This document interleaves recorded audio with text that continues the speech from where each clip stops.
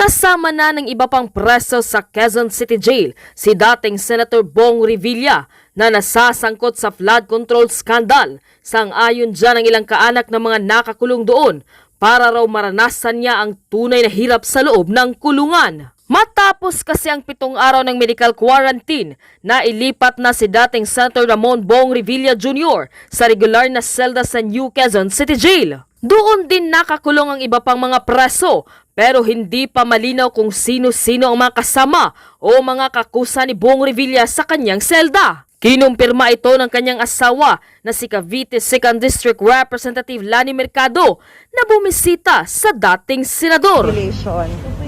Basta we're praying that he will be safe.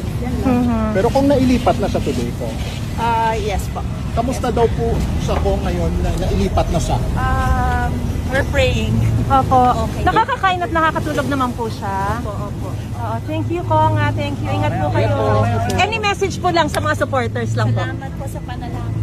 Dumalaw din kay Bong Revilla ang kapatid niyang si dating Antipolo Mayor Anding Inares, mga anak niyang sina Cavite 1st District Representative Jolo Revilla at Agimat Party List Representative Brian Revilla. Si Brian, aminado na mahirap ang pinagdaraanan ng kanilang pamilya, ngayong nakakulong na naman ang kanilang ama. Hirap lang din po sa amin and it's hard for me to also express how I really feel because it's a hard position to be in right now. Bukod sa pamilyang Revilla, may mga kaanak rin ang ibang PDL ang bumisita sa New Quezon City Jail. Sang-ayon ang ilan sa kanila sa paglipat kay Revilla sa regular na kulungan. Naranasan din niya kung paano rin yung mga ginagawa nila dyan. Walang special para sa PDL na nakakulong.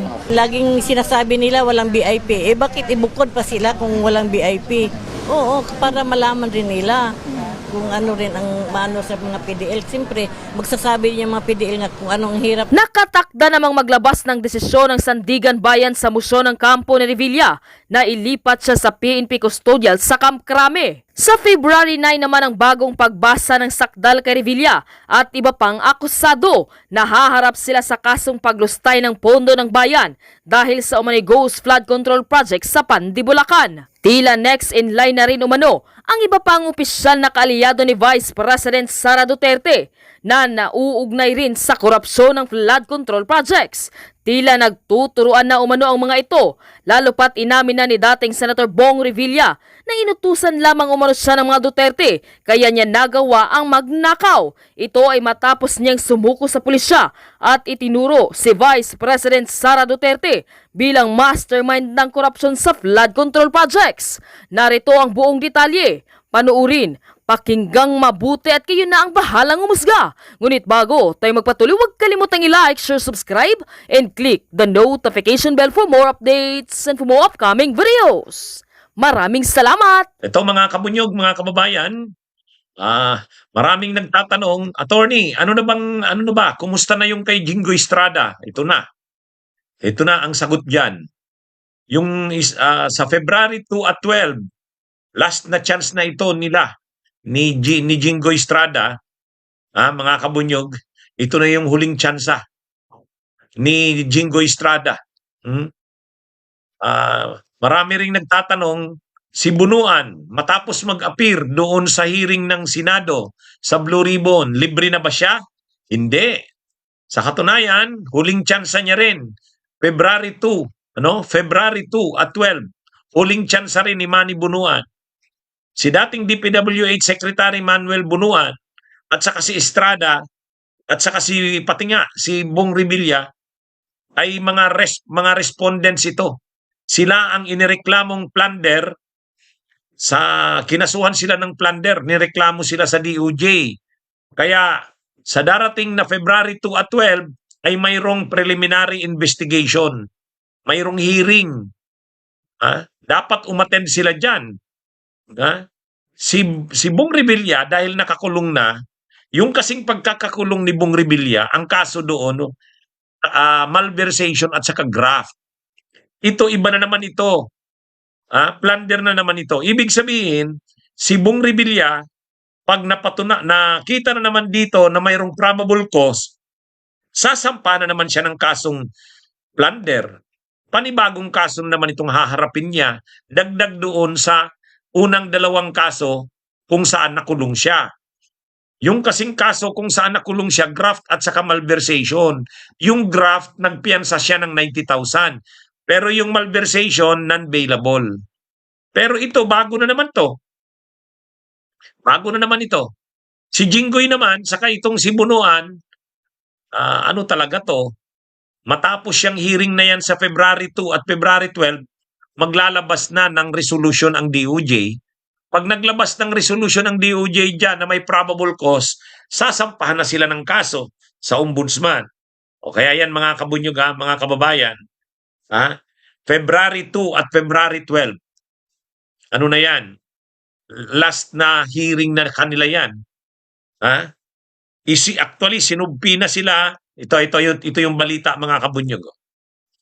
Ayan. Ito yung balita dyan. Oh. Yan. Estrada, Revilla, Bunuan, pinasubpi na para sa preliminary investigation. Ngayon po yan na balita, January 27, 2026. At ang binigay na pitsa para umattend sila sa hearing ay February 2 at 12. Yan.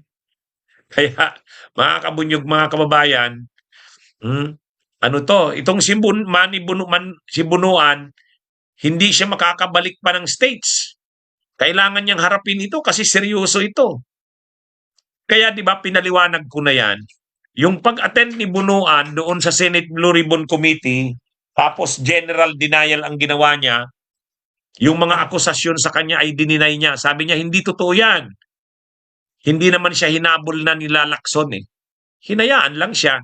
Kasi, hindi naman siya pwedeng pwersahin ng Blue Ribbon. Ha? Hindi naman siya pwedeng pwersahin na aminin niya yung mga sinabi sa kanya. Bahala siya. Pero sa korte, hindi sa korte, sa DOJ, preliminary investigation, hindi siya pwedeng general denial. Kailangang sagutin niya yung mga aligasyon sa kanya doon. Kasi may mga ebidensya doon. May mga testigo, may mga documentary evidence. Kailangan sagutin niya yon ni Bunuan. Malinaw naman kasi yung mga testimonya ni Bernardo sa kanya eh. Yung testimonya ni Bernardo na siya ay mayroong kickbacks sa mga projects ng DPWH. Yan. Si Jinggoy mayroon din. Si Revilla ay mayroon din. Kaya ang kanilang mga kaso ay silang tatlo, plunder. Plunder na ito mga kabunyog. Iba ito doon sa kaso kung saan nakulong si Revilla. Bakit nakulong na si Revilla, sila Jinggoy at Bunuan hindi pa? Kasi yung kaso ni Revilla, hiwalay yun. Malversation yun at graft. Ito naman kay Bunuan, saka kay Revilla, uli. At saka kay Jinggoy, plunder. Kaya yung ihihiring sa February 2 at 12 ay plunder.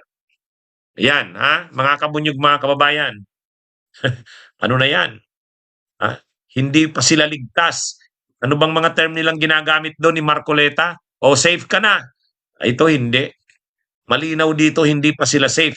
At saka si Bong Revilla, pwede pang madagdagan ng kaso niya ng plunder. Kapag ang findings ng DOJ dyan o ng Department of Justice ay may probable cause, madadagdagan na naman ang kaso ni Revilla. Hindi na lang graft malversation. Madadagdag itong plunder. Ayan mga kabunyog, mga kababayan. Ha? Kaya ano ito? Grabe Si Villanueva, iba naman yon. Tatlong cases of malversation naman yon. Ay di ba nung isang araw nag-submit na si Villanueva? January 23 nag-submit siya ng kanyang counter affidavits.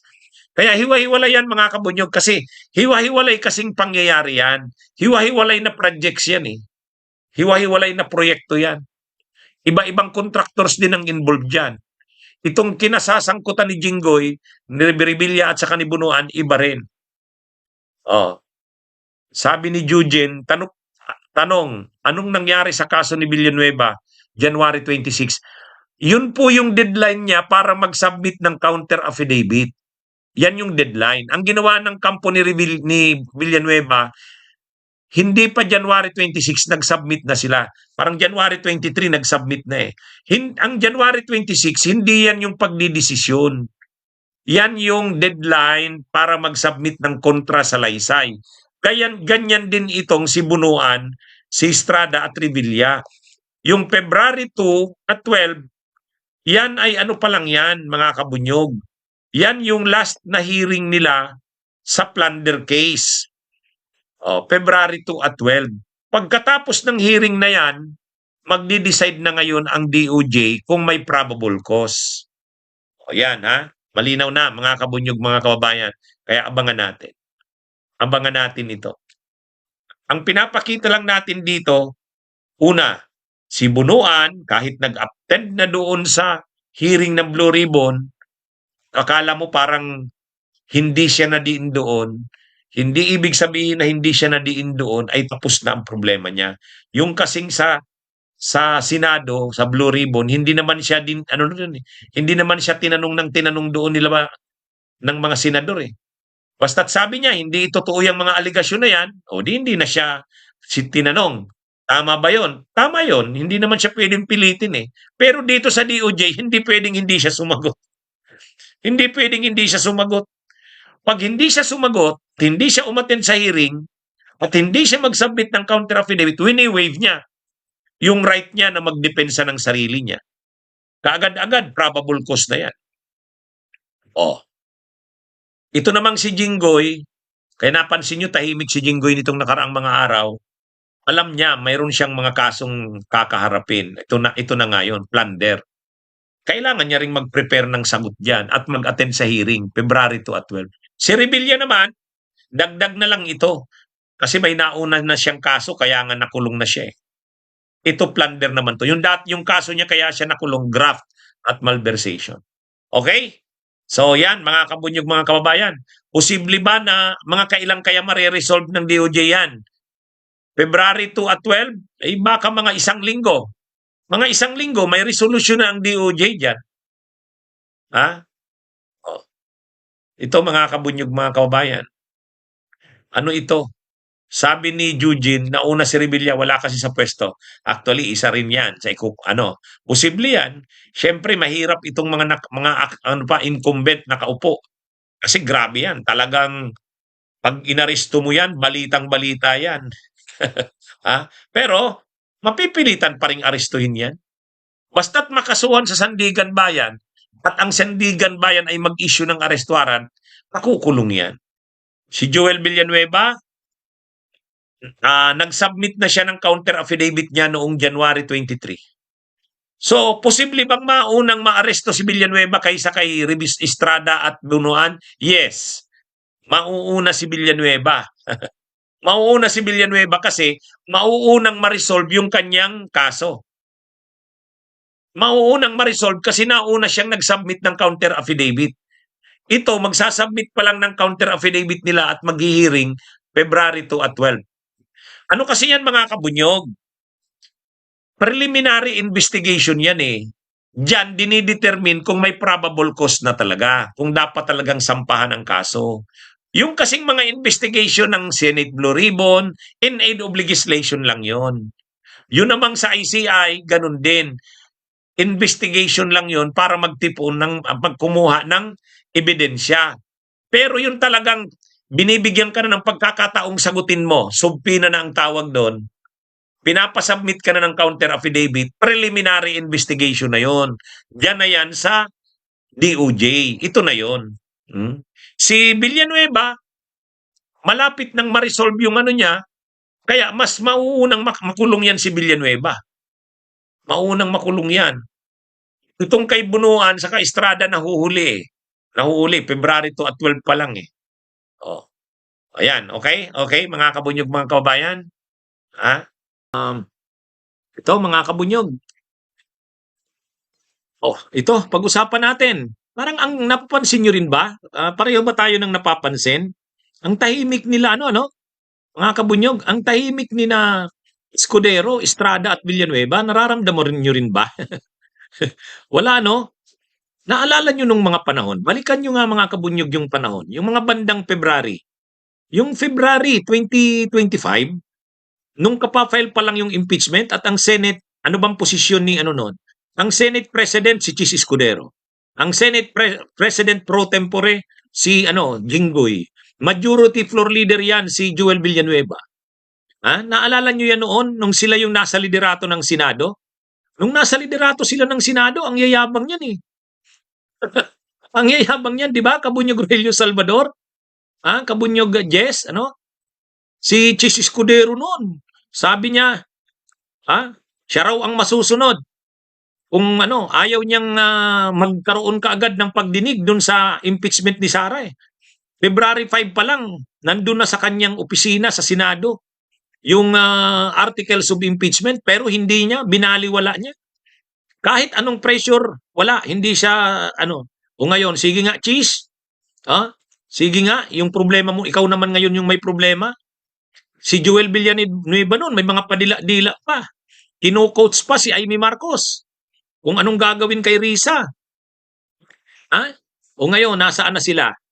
Wala na, no? Wala na. Wala ka nang marinig sa mga ito ngayon. Si Joel Villanueva kahapon nag-file ng kanyang counter affidavit. Talagang inaasikaso niya na hindi siya makulong. Inaasikaso niya na hindi siya makulong. 3 ang kaso niya ng malversations. Nag-submit siya ng counter affidavit. Ano yun eh? Dati, noon, pag nagsasalita sila, wala naman yang gawa-gawa lang yan mga kaso laban sa amin. O sige nga. Sige nga. Nasaan yung sinasabi niyong Nasaan yung sinasabi niyong walang ebidensya laban sa inyo? Di ba? Si Jingo Estrada, noon, maingay din yan. Lalo na si Chis Escudero. Si Chis Escudero noon, araw-araw nagpipress con. At yung kanyang pinipress ko noon, yung kanyang kayabangan, yung kanyang kaarugantihan, yung kanyang kahambugan, na parang akala mo, walang makakapasunod sa kanya. O sige nga ngayon, ano nang nangyayari sa kanila? Parang si Chis, may ginagawang hakbang ito, parang inaariglo eh. Umaariglo ito si Chis eh. Kaya siguro parang tahimik.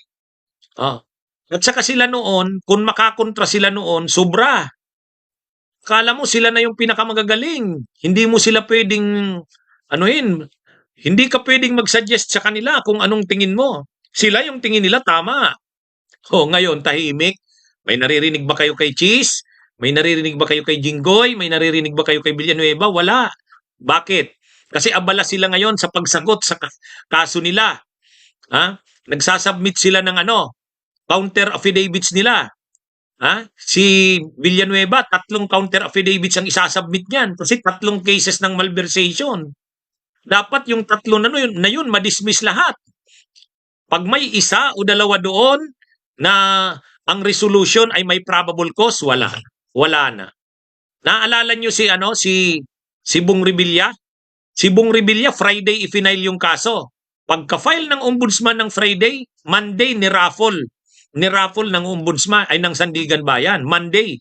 Pagka-raffle, nung mismong araw na yun na Monday, naglabas ng arrest warrant. Pagkagabi, nag-surrender si Bong Villanueva. Ang bilis, Ang bilis. Kaya yan mga kabunyog, mga kababayan. Bigla ngayon hindi ako kasi nasubaybayan ko kasi yung mga yung panahon na ipinasa ng Kamara yung impeachment ni Sara. Pagdating sa Senado, ang yabang ni Cheese, ang yabang ni Jinggoy, ang yabang ni Villanueva. Sila yung top leadership noon ng Senado. Senate President si Cheese, Senate President pro tempore si Jinggoy, Majority Floor Leader si Joel Villanueva. Talagang hinarangan nila yung impeachment ni Sara at ang yabang nila niyan. Ang yabang. O ngayon, nasaan na yung yabang? Nasaan na? Sige nga. Wala na. Siguro si Cheese, ayaw nang magsalita kasi alam niyang malaki ang problema niya. Si Jinggoy ganun din. Si Joel Villanueva ganun din.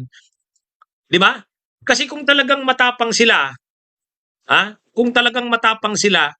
yung press ko na yon ng minority, present yung minority report, dapat nandun silang 3. Ay bakit wala sila doon? Si Marcoleta lang ang nandun Si Marcoleta at saka si Amy. Wala. Hindi, parang ganito Ha? Ang stand na yata nila ngayon nila Joel Villanueva, nila Jinggoy at saka ni Escudero. Huwag na muna ninyo kaming idamay diyan sa mga minority report nyo.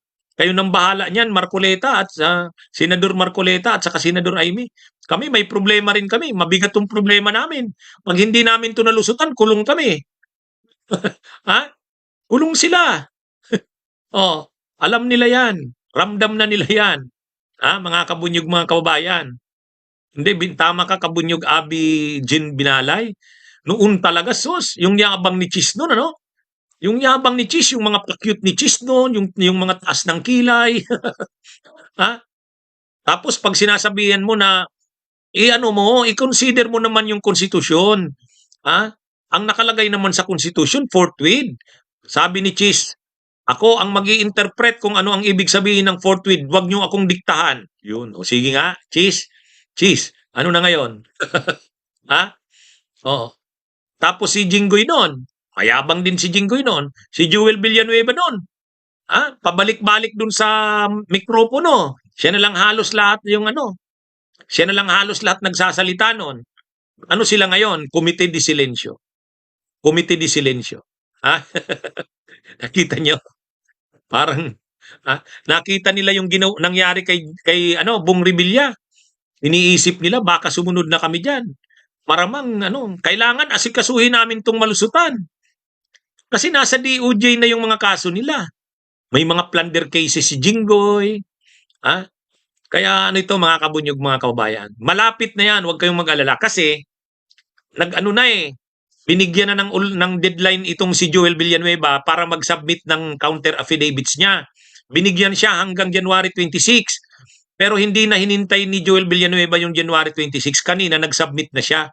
Kaya lang, 3 yan eh. 3 malversation yan. Shout out kabunyog Eduardo Susalo dyan sa Mindanao. Ano ito mga kabunyog, mga kababayan? Si Jinggoy, naiisip siguro ni Jinggoy, makukulong na naman kami. Nakulong na kami nung 2014 ni kumpare kong si Bong Revilla. Ngayon na naman, makukulong na naman. Si Chis naman, dati palaban yan. Akala mo wala siyang Pero ngayon parang nakiusap yan. Sa tingin ko lang, parang nakipag-ariglo yan eh. Pero hindi. Pre-nature natin mga kabunyog, hindi uubra yung mga ariglo-ariglo na yan. Kung nakipag-usap man yan, huwag nating payagan yan. Huwag nating Sabi ni Buddy Aguilar, ang lakas mang-asar ni attorney. Hindi. Naalala ko kasi nung panahon. Naalala niyo ba yung mga panahon na yun? Nung pinasa na ng Kamara yung impeachment tapos nasa Senado na, ayaw talaga ni Chis Escudero. Tapos susuportahan naman ni Jinggoy, susuportahan ni Joel Villanueva. Shout out kay Nid Pabilonia habang naghihintay sa misis niya sa Alabang. Hindi, naano lang ako. Kasi kapansin-pansin talaga, ang tahimik, wala kang marinig. Ang nag-iingay na lang sa minorya si Amy saka si Marcoleta eh. Si Bato nagtatago. Si Bongo ganun din. Ang din ni Bongo, wag niyo na muna ako, hindi na muna ako sasali diyan sa mga pag-atake na yan. Na muna ako. Kasi posible ring ma-involve ako sa sa ICC, baka lumabas din ang arrest warrant ko. Pangalawa, baka yung mga problema ko sa plunder, kinasuhan ako ni Trillanes, lumabas na rin. Magkano daw ang bayad sa akin, sabi ni Stephanie. Hindi. Mga kabunyog, mga kababayan. Matindi talaga, Hindi, napapansin ko lang. Ilan sila sa minoryaan? Siyam. Sino na lang ang maingay sa minorya? Si Marcoleta at saka si Amy. Si Robin Padilla nga, hindi na maintindihan kung anong gagawin eh. Hindi makapurma si Revilla eh. Ay, si Padilla. Si, Alan Peter Cayetano. Ayaw na rin pumalag si Cayetano kasi marami rin siyang posibleng issue sa kanya. Doon nga sa Taguig, mayroon ding mga proyekto doon ang Diskaya. Kaya siguro si Cayetano, tahimik na rin. Ayaw ko na munang, kumbaga, sila noon ng mga mayayabang, bigla ngayon na nahimik. Tama si Loving Person. Sabi ni Loving Person, I remember ang sabi pa ni Chis noon, bakit daw minamadali? Kaya ito mga kabunyog, mga kababayan. Ang buhay ay weather lang. Hindi lahat ng panahon kayo ang nasa taas. O, yan na. 'Di ba? Oh, sila Jewel Villanueva kasi saka si Jinggoy, sinagot nila yung sumagot sila kaya lang mabigat yung kaso ni Villanueva kasi 3 malversation cases yun eh. Kailangan yung 3 malversation cases na yon ma-dismiss lahat. Kasi may isa lang doon na malversation case na mag-prosper. Ibig sabihin, makita ng DOJ na may probable cause. Dapat yung 3 ma-dismiss. Kaya kailangan magaling yung depensa. Yung mga style doon sa hearing sa Senado, yung general denial, hindi uubra yun. Pag mayroon ka ng kaso sa DOJ, preliminary investigation, general denial is a weak defense. Kaya yung sino ba yung mga nag-general denial doon? Si Ulaybar, si Maynard Ngo, tapos pati si dating DPWH Secretary, Bunuan, general denial din eh. Pag doon sa Senado, pwede kang general denial. Pero kapag preliminary investigation sa DOJ, hindi pwede. Hindi pwede yun. Kailangan sagutin mo ng maayos, punto por punto. Di ba? Kaya yan si Villanueva, sabi nga ni Boying Rimulya, gumagalaw daw sana si Villanueva eh. Kinakausap yung mga testigo na bumaliktad na, sila Bryce Hernandez, sila Mendoza. Kaya lang nabantayan. Sabi ni Ombudsman Boying sa abogado ni Villanueva, ikaw, Attorney Moniz Guerra, alam ko, ginagapang mo ang mga testigo. Ayusin mo mag-usap tayo. Hindi pwede yan. Ha? Kaya lang, siyempre gagawin lahat ni Villanueva para hindi siya makasuhan. Ha? Yung mga general denial, ang ibig sabihin ng general denial, yung sasabihin mo lang, dinideny ko lahat ng yan. Hindi totoo yan, lahat ng yan. Pagka ganun ang sagot mo, pag sa hearing sa Senado, pwede yung general denial. Pagka-interview sa media, pwede yung general denial. Pero kapag preliminary investigation, kailangan bawat punto doon na may ebidensya laban sa'yo, sagutin mo. Kung ito yung ebidensya sa'yo, ano ang counter evidence mo dyan? Kung ito yung testigo sa'yo, may affidavit yon, ano ang counter affidavit mo dyan? Ganun yun. Hindi pwede yung general denial. Halimbawa, sasabihin lang ni Joel Villanueva o kaya ni Jinggoy o kaya ni Chi, sasabihin nila sa DOJ, I vehemently deny the accusations against me. Ganun lang. Sasabihin mo lang ganun. Hindi pwede yun. General denial yun. Ito yung mga sinabi sa'yo. Ganito daw, ganito. Ito yung ebidensya laban sa'yo. Ito yung mga testigo laban sa'yo. Ito yung sinabi nila. Sagutin mo yan. Di ba? Hindi pwedeng hindi mo sagutin yan. Kasi ang general denial is a weak defense pagdating sa preliminary investigation. Ang purpose, bakit mahirap silang makalusot sa DOJ? Alam nyo mga kabunyog kung bakit mahirap silang makalusot sa DOJ? Argo, makinig ka. Alam mo, Argo, kung bakit mahirap silang makalusot sa DOJ? Sige, hintayin yung paliwanag ko ha. Bakit mahirap makalusot sa DOJ? Mahirap makalusot sa DOJ kasi ang kinukuha lang naman sa DOJ, probable cause. Probable cause. Probable cause. Ibig sabihin, yung probable cause, madali lang yung probable cause eh. Probably. Hindi naman kailangan na sa tingin ng DOJ, guilty ka. Hindi. Sa DOJ, hindi required yung proof, guilt beyond reasonable doubt. Hindi pwede. Hindi. Ang guilt, doon na yan sa korte. Di ba? Yung guilt sa korte. Yung guilt na yung conviction mo na guilty ka beyond reasonable doubt, yun? Mahirap yun. Kailangan matindi ang ebidensya doon kapag korte. Pero kapag sa DOJ, tinitingnan lang, prima facie evidence at reasonable certainty of conviction. Hindi certainty of conviction, Argo. Reasonable.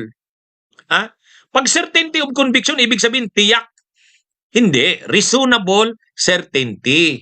Di ba? So, mahirap bang makuha ang reasonable certainty of conviction? Hindi. Kahit yung kahit yung fiscal ay duda ang fiscal, hindi naman kailangan niyang i-dismiss dahil duda siya. Kung sa tingin niya ay may probable cause at sa tingin niya ay may reasonable certainty of conviction, ipa-file niya yan. Hindi naman ang fiscal, hindi naman trabaho niya na mag-determine ng guilt ng akusado. Hindi fiscal yan. Ang guilt ng accused ay sa korte. Doon mabigat na. Doon mabigat na kasi guilt. Ha? Oh, 'di ba? Mga kabunyog, mga kababayan? Kaya mahirap itong sitwasyon sa DOJ. Kasi pag may ebidensya at testigo, kaagad-agad prima facie evidence na 'yan. Reasonable certainty of conviction. Yan yung sa DOJ.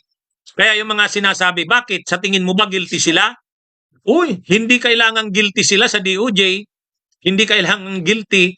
Ang magdidetermine ng guilt ay yung judge. At yung guilty, kailangan makumbinsi ang judge na proof beyond reasonable doubt.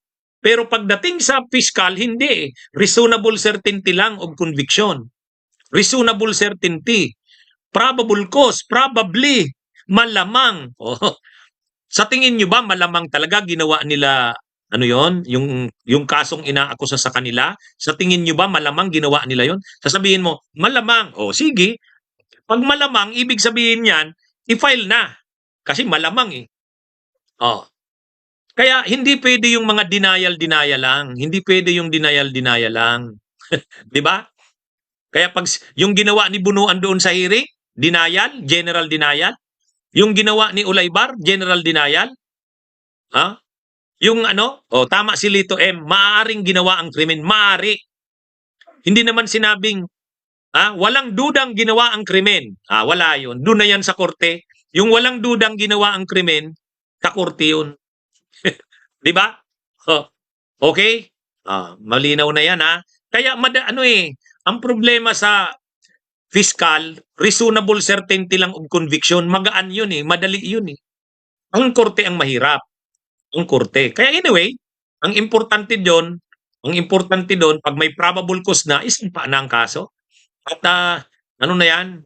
Anyway, marami naman testigo at ebidensya Ngayon, kaya ito mga kabunyog, mga kababayan, medyo makakakita talaga tayo ng mga kaganapan itong susunod na mga araw. Abangan natin. Mukhang ramdam na nila Mukhang ramdam na nila, mga kabunyog. Sa tingin ko na.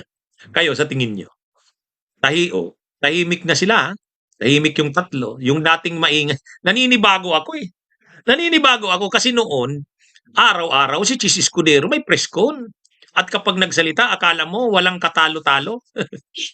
Walang makakapasunod sa kanya. Ganon din si Joel Villanueva noon. Di ba? Si Joel Villanueva noon, balik-balik, laging siya na lang may hawak ng mikropono. Si Jinggoy minsan nagpipresent pa sa unahan, ngayon nasaan na? Nasaan na sila? Di ba? Mga kabunyog, mga kababayan? Okay? Magandang gabi sa inyong lahat. Mabuhay po tayo.